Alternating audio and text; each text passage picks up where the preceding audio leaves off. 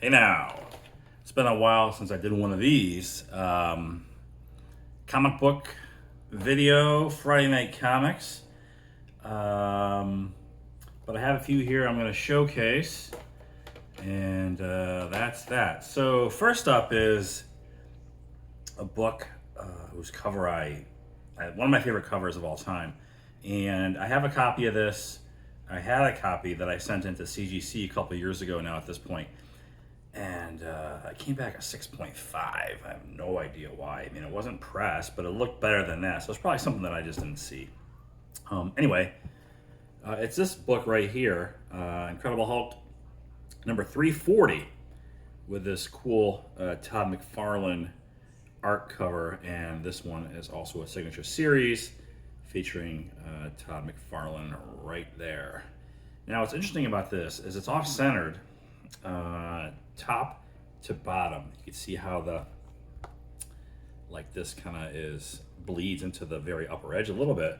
But you know what? Centering doesn't impact books until it comes to like 9.9 and 10 grades for CGC. So even CGC 9.8s could have centering like this, is my understanding. So, but whatever, I didn't really care about that. I just wanted a nice signed copy and somewhat of an upgrade to what I already have. This is signed on when? This year in January. So Hulk number 340, classic Todd McFarlane artwork. This also is this is not an expensive book or a big book, but I I really like this cover. And man, XMen, they owned the 90s. And this was the first issue of Jim Lee's XMen when they broke the team up. There were so many XMen, they had to break it up into different comic books. And so there was Uncanny, and then there was XMen. This was 1991, I believe. And there were 5 covers with this. I picked this one because I just like just a classic Cyclops Wolverine. And also a signature series here, signed by legendary X-Men scribe Chris Claremont.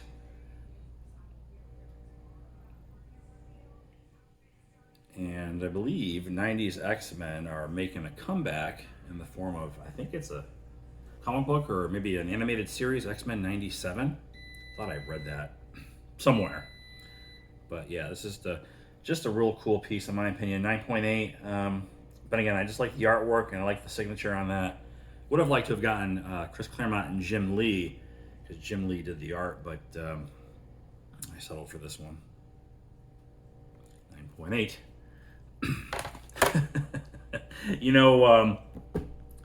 When I was a kid in the 80s, I loved G.I. Joe.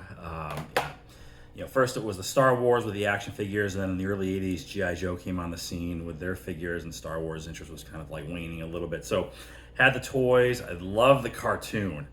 And so, well, here's G.I. Joe number 1. And I also sent a copy of this into CGC a couple years ago, and it came back at 9.0. So the 9.8, definitely an upgrade. Now, the cartoon was great, and in the cartoon, at the end, they'd have these sort of teachable moment PSAs. Like don't do this or you shouldn't do that, whatever. For young kids. Well, around about 20 years ago or so, I came across before YouTube. It was a website called E-Bombs World. It might still be out there. Anyway, somebody named Fensler Films took these G.I. Joe PSAs and remixed some of the animation and all the dialogue into total absurdity. And I remember just watching these and really just laughing so hard that I was like crying. I mean, even I think at times I'd laugh so hard I'd lose control of my sphincter and like rip a fart in the process. And that's a thing. Yeah, maybe I'll link some of that down below. I mean, it's really stupid. I mean, one of my favorites is these kids are like lost in a carnival, and they bump into Alpine, the character Alpine, and all he does is kneel down. He's like me me me me me me me me me me me me me me, and and then the kid's friends show up like, "Hey man, who's that weird dude you talking to?" He's like, oh, hey, my friends are here. Gotta go. And then Al just rips us. He rips a fart. And he goes, G.I. Joe. Anyway. You know what? If you like stupid humor, then I'll put the link down below, and you can see it. Anyway, here's a copy of Transformers #1, 9.6.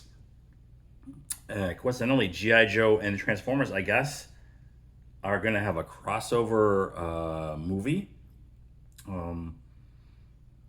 I think that was sort of teased at the end of whatever the last Transformers film is that nobody really saw. But yeah, so here's #1, 9.6. I did not have a copy of this. And the delta between the 9.6 and the 9.8 was like, I could live with a 9.6. Thought about 9.8, but, to match the G.I. Joe, but settled on the 9.6 for Transformers #1. And then lastly is a book. Had this for a while. Might even shared it on Instagram a few months ago. But another book that I had sent off and came back a 9.4, but I went with a 9.8 on Heir to the Empire #1, which is the first appearance of Grand Admiral Thrawn, also Mara Jade. But Grand Admiral Thrawn is going to be featured in the new... well, I'm not sure to what extent, but he's going to be in the new Ahsoka Disney Plus TV series as the main bad guy. And I suspect he'll survive that and show up in this movie they're kind of putting together. Now, Heir to the Empire was a novel by Timothy Zahn that came out in the early 90s, which was outstanding. But they're not going to be kind of recreating that storyline. But they're going to take some of the characters that featured there, not the least of which is Thrawn. So he's going to be the new big bad guy in the Star Wars universe, at least in the Disney Plus Star Wars universe. And again, there's a movie being, I guess, talked about where they're going to combine The Mandalorian, Ahsoka, and some of these Star Wars TV series into a feature film. And so, anyway, Grand Admiral Thrawn, first appearance, CGC 9.8. And that will do it. So, got a few books here. I have some more on my my target list or want list. I kind of took a break for a while, like an extended break. In fact, I think the last comic book video I did was like my top 25.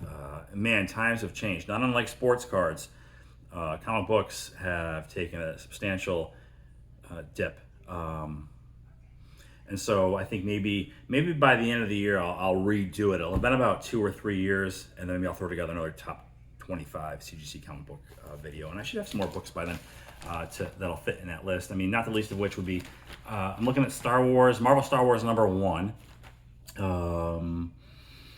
probably 9.6.